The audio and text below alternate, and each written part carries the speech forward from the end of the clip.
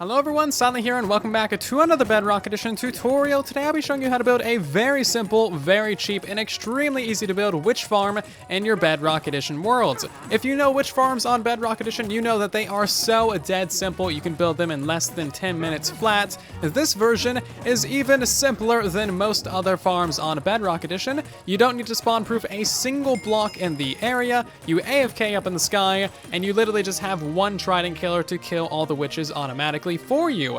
Thanks to our custom Trident killer, this farm will give you potions from the witches, which is something that most other designs will not. With this farm, you can get health potions, fire resistance potions, and water breathing potions as well. So a very good, very nice little farm to build. Not only that, you'll also get upwards of 1,500 drops per hour from your witch farm, and for the effort required, you would be silly to not build one of these in your worlds. So let's check out the farm, shall we? As you can see, we're up here in the sky. This is going to be the AFK platform, and down there below us, you can see the witch farm. I removed a small section of the roof just so we can see all the witches spawning and dying, and they spawn every so often. You can get yourself a whole bunch of witches in there at one time, and the ideal way to use this farm is simply to hold yourself a looting 3 sword. All you gotta do is stand up here and hold the sword, and that will apply the looting effect to all of the witches that die in your farm, and of course all their drops will go into the chest. This farm does not supply you with experience from the witches, but honestly, you don't get much experience anyway, so it's not really worth worrying about. The nicest part of this farm is that you don't need to do any spawn proofing at all. As you can see, the entire area is completely empty. I haven't done a single thing to the area, and we're getting a lot of drops. This farm produces around 1,500 drops an hour, which is about 50% more efficient than my previous design, which was just as simple. Thanks to the recent additions of the mob spawning and despawning spheres on Bedrock Edition, we're getting a lot more rates, and it's really, really nice to see. Some of those rates that you can get are inside the chest here. As you can see, you get glowstone, redstone, sugar, gunpowder, spider eyes, glass bottles, sticks, and 3 different types of potions, including fire resistance for 3 minutes, health potions, and water breathing potions for 3 minutes. Heading down to the bottom of the farm, this is incredibly simple. All we have is a custom Trident killer that is directly below the spawn spot. So this is the spawn spot of your witch farm right here, the only spot that witches will ever spawn. They spawn, immediately fall into the water, which will deal them damage for drowning, which is how we get the water breathing potions. The magma blocks will make them drink fire resistance potions, and then just the general damage from the Trident killer will make them drink health potions. It is very rare to get a potion from them, but you do indeed get potions from this farm.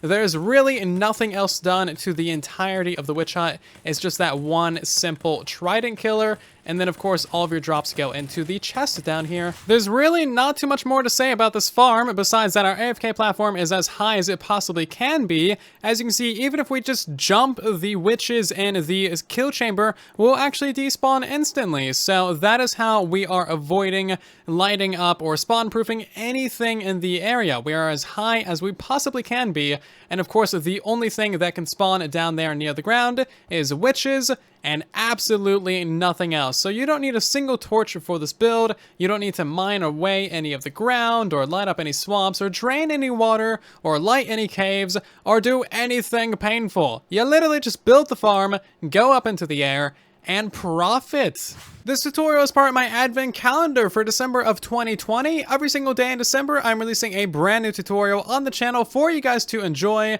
some sort of farm contraption or redstone thing for you to build in your worlds and get some use out of. If you are enjoying this video and the series thus far, then of course make sure to leave a like on the video and possibly share it around with your friends. Doing those two things has a massive, massive impact and really helps out the channel a ton, so thank you so very much for doing so. Also, if you want to see a lot more videos like this personally, then of course make sure to subscribe so you don't miss any. And let's hop into the tutorial for this build, shall we? For your convenience, there's going to be a full materials list down in the description of the video so that you know exactly what you need to build your witch farm. You're going to want to start off by finding a witch hut. Pretty much any witch hut will do. It really doesn't matter what the surroundings are. However, I will say if there's a mountain like literally right next to your witch hut, you may need to flatten that or otherwise light it up. map because things could spawn on it. But if you find yourself a witch hut in a relatively flat area like this one right here, you won't need to do any spawn proofing at all. Anyway, the first thing that we're going to do is go up to the witch hut and tear out this wall right here, and then tear out the other walls as well. We need to find the spawn spot of the witch hut. There's only a single spot in this hut that a witch can spawn, and finding that is incredibly easy. Grab yourself some glass panes and go ahead and bring them all the way across this entire room at head height, and basically just spam them all across. Now, the way that mobs spawn in Bedrock Edition, they actually spawn in between blocks, so by putting down these glass panes, you'll actually have yourself a witch spawn right in between the panes. So as you can see, the witch is basically just going to spawn right in between the four of them and be trapped in there. Once we get ourselves a witch spawn, we'll know exactly where they spawn in the witch hut. Once you have all of your panes in place, go ahead and wait for it to be nighttime and then back away about 30 or so blocks from the witch hut. If you have a lot of mobs in the area, it might take a while for a witch to spawn in there, but it should be pretty quick. And as you can see, we now have ourselves a witch in the witch hut. We can now carefully remove the extra panes that are in the way and that don't have any witches in them. Once you get a single witch in here, that is basically it. That is the only spot that witches will ever spawn. Anyway, now we can go ahead and pull out ourselves a locator map. You have to use a locator map. A compass will not work. Anyway, you want to face it towards the top of the map. As you can see, our little arrow is pointing towards the top, which is north, meaning that the left side of the map is going to be the west side, and if we face it towards the top left corner, well, that's going to be the northwest. The reason why this is important is because mobs spawn on the northwest corner of the block, so you want to place a block in the southeasterly direction from wherever your witch is spawning. So this is the spawn spot. They spawn to the northwest, and thus your mob is spawning right in between these four blocks. We can now go ahead and remove these 3 blocks in the floor, kill the witch, and remove our glass panes. And now we can get started with building. We're going to start by adding in the item collection. So go down below your spawn spot. Make sure the spawn spot is in the upper left corner of your 2x2 hole. We're going to place in 3 magma blocks in these areas right here, and a solid block directly underneath the spawn spot. There should be a 1 block gap between that solid block and your spawn spot for maximum efficiency of your Trident killer. We're now going to remove this block temporarily and mine 4 blocks to this direction.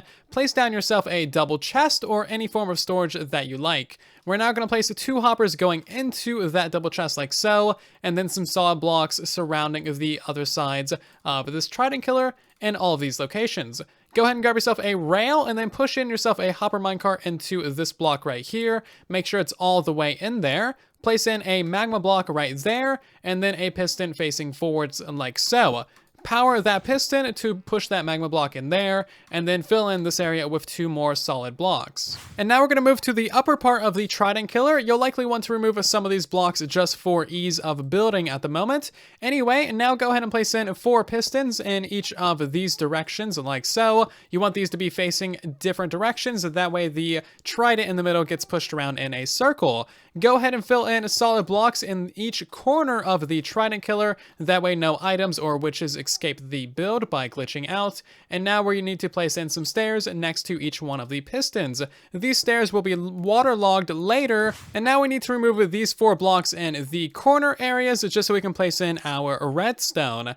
Go ahead and place in a repeater right here in the far corner on 2 ticks. You want an observer facing that repeater going into a block, and then a dropper, observer, solid block, dropper, observer, solid block, dropper, observer, solid block, going around in one big circle like so. We're going to place ourselves a lever right here on this dropper and flick that. That'll activate all the redstone 1 time. If we unflick that, we should see the Trident killer activate and all the pistons go in a circle, just like so. Now what we need to do is put some walls in this build. The witches need darkness to spawn, so we have to completely seal up this entire room. Go ahead and fill in all the walls again, and we also need to put some solid blocks and some glass right around your spawn spot. So we're going to go ahead and put solid blocks in these 3 spaces, and then at these 3 spaces as well, and finally a glass block right here at the head height. The witches will spawn, their head will be in the glass,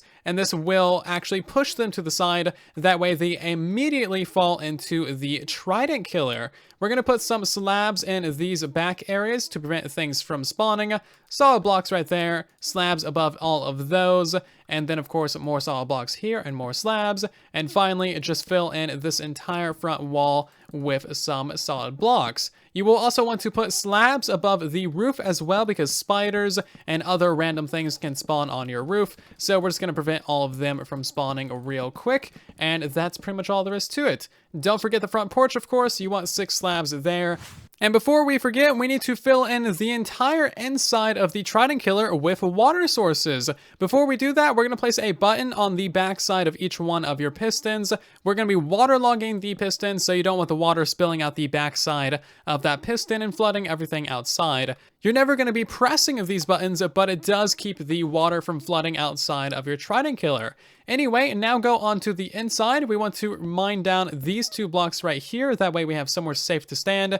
And basically click on all 4 of your stairs with a water bucket. That way you waterlog all 4 of them, and then waterlog all of your pistons as well. Once you waterlog a single one of them, everything should turn into water sources, but everything is going to be waterlogged. That way our bubble columns stay bubble columns all the time. We're now going to go ahead and pillar back out of here, of course, and place in 3 more water sources, 1 on either side of that block, and that should flood in this block right here next to that observer. Your Trident killer is now completely activated. You'll get health potions, fire resistance, and water breathing.